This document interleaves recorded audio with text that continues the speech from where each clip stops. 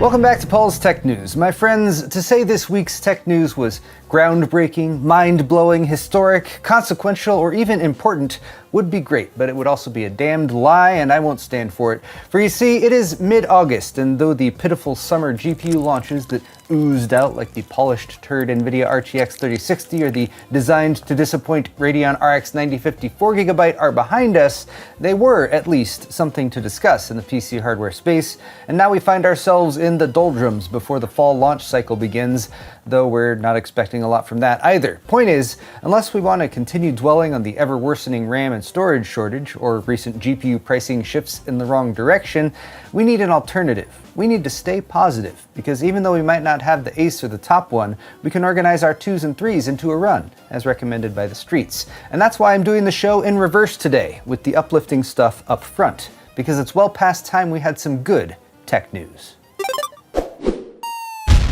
Excellent!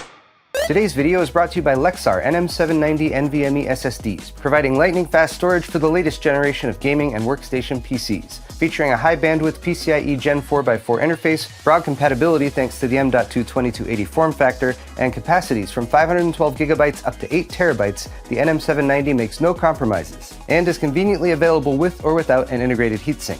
Enjoy peak performance with sequential read speeds up to 7400 megabytes per second and write speeds up to 6500 megabytes per second, as well as PlayStation 5 compatibility with the heatsink-enabled model and a solid 5-year manufacturer warranty. For more on Lexar NM790 NVMe SSDs, click the sponsor link in the video description. So kicking things off right with tech briefs, let's focus on some good news for the past week.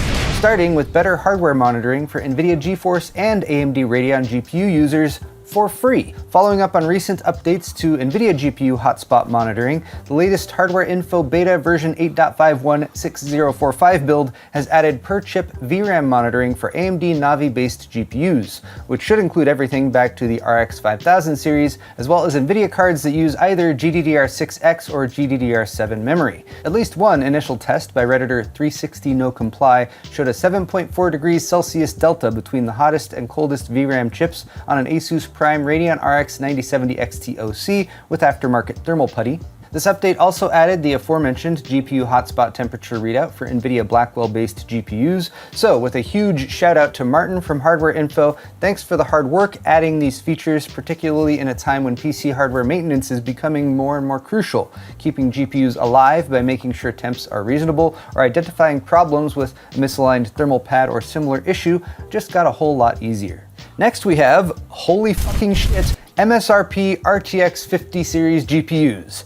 Not for everyone, of course, but at least for some lucky attendees of the 30th annual QuakeCon 2026 edition taking place this weekend at the Gaylord Texan Resort and Convention Center in Grapevine, Texas. NVIDIA is participating in the event and will provide some amount of GeForce RTX 5090, 5080, and 5070 GPUs through the Verified Priority Access IRL system.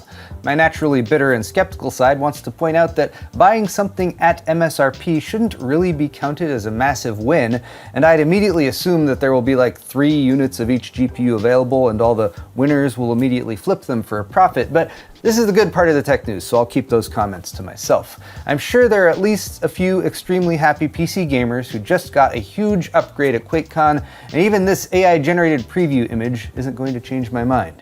Pretty sure this is AI, because it says 2026 and this is before the event is even taking place. It's a nice NVIDIA logo there. MERP. MERP. MERP.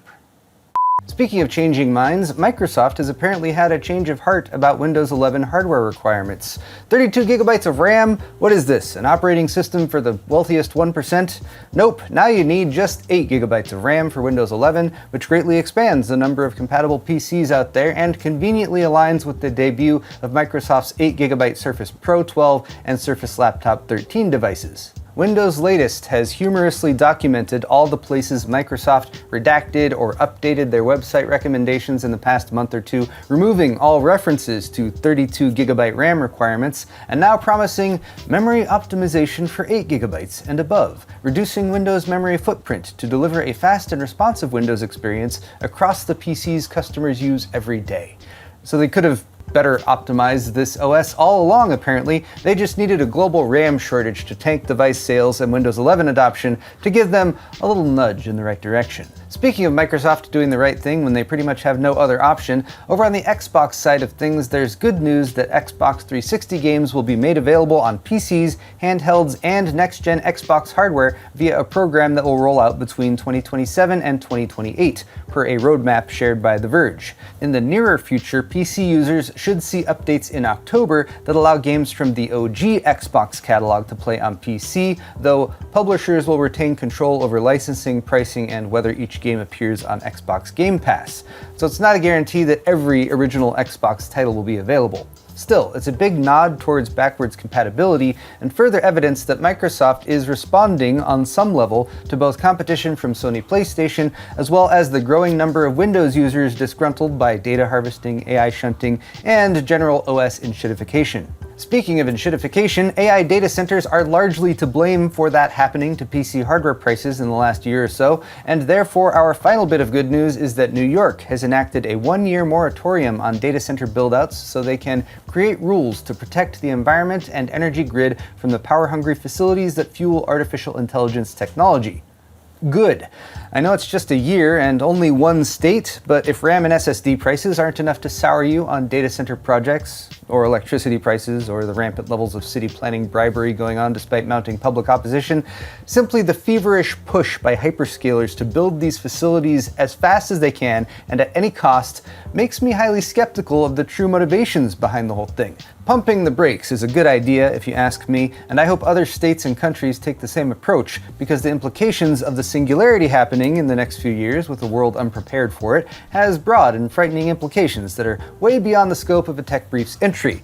But at the very least, slowing things down might relieve hardware demand and improve supply for RAM and storage. Oh, actually, one last bit of good news is that Kyle and I have set a date for the Awesome Hardware charity livestream, Summer 2026 edition. It will take place Saturday, August 22nd. We'll be gaming and hanging out and raising money for Children's Miracle Network hospitals via Extra Life, and I just might be arranging one of the biggest and most epic PC build giveaways ever, but I'll have to leave it at that for now as there's still some details to be sorted out. But for now, mark your calendars for Saturday, August 22nd, and maybe stop by for the stream. It'll be lots of fun. Okay, now that all that good news is out of the way, we can get back to the hard stuff. And sorry to say, this year is pretty much over for PC hardware. That's a wrap, PC gamers, builders, and enthusiasts. Stick a fork in 2026 and cancel any builds or upgrade plans that involve RAM or storage, unless you want to pay 3 to 5 times what those parts cost last year. But hey, at least we can look forward to 2027, and all next year's RAM is gone too. Should have moved faster. This latest gut punch for the PC hardware market is still rumored, but comes from reliable industry insider sources via Digitimes, who reported Tuesday that all 3 major fabricators of DRAM and HBM, SK Hynix, Micron, and Samsung, have already fully booked their production capacity for 2027, meaning even the memory they haven't made yet has already been purchased. The purchasers are the usual suspects: cloud service providers, hyperscalers, and AI labs, who are willing to commit lots of money by signing long 3 to 5 year contracts, which the big 3 fabs are highly interested in because it protects their currently sky-high prices against the inevitable oversupply phase of the memory supercycle. There's legitimate fear that beloved DIY PC hardware brands might not be able to weather the ongoing downturn in sales caused by exorbitant consumer pricing for key PC components, and price increases are spilling over into the smartphone space and beyond as well, which at least has the silver lining of increasing public awareness of the situation. But if I may attempt to get back to the stay positive theme for today though, we are hearing some hopeful news about storage, which, like RAM, has skyrocketed in price since the AI build-out craze took hold. On the downside, like RAM, 2027's supply of NAND flash SSD media is also expected to be fully booked before the end of August, but on the upside, TrendForce reports that the storage supply chain will likely achieve balance by 2027, and SSD prices should normalize. On the downside again though, we did get all the good news out of the way early this week if you remember, are increasing prices for other components aside from RAM and storage. GPUs, which we've heard warnings about for several weeks now, and Motherboards Too, which is a more recent development. GPU prices are going up because NVIDIA reportedly increased the cost of GPU and VRAM kits they sell to board partners, which NVIDIA had to do because VRAM prices are up, because NVIDIA and all the RAM fabricators have been pumping out those AI GPUs and HBM memory to fuel data center buildouts. So you could summarize it by saying NVIDIA had to raise prices because of what NVIDIA did. They had no choice, you see.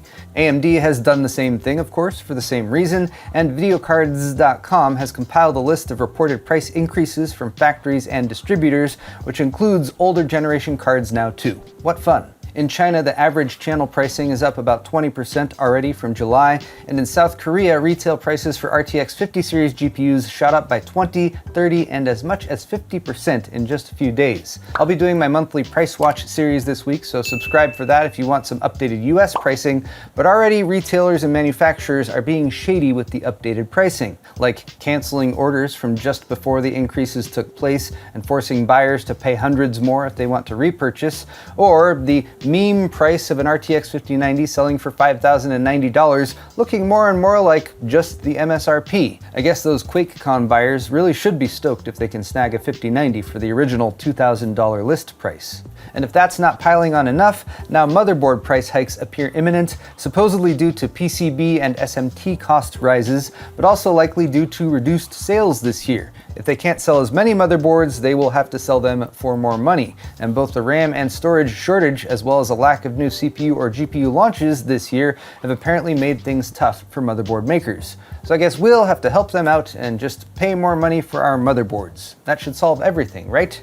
And anyway, used up all the good news early this week, so there you have it, guys. Tech news for the weak and the strong. And if you liked it, click that like button or leave me a comment down below. While you're down there, all of the articles I talked about today are linked in the video's description if you're interested. And you can check out my store at paulshardware.net for high quality merchandise, t-shirts, hoodies, beer sets, and more, as well as some new shirt colors that have just come into stock. Subscribing to my channel is always a good call too. Thanks again, everyone, and we'll see you next week.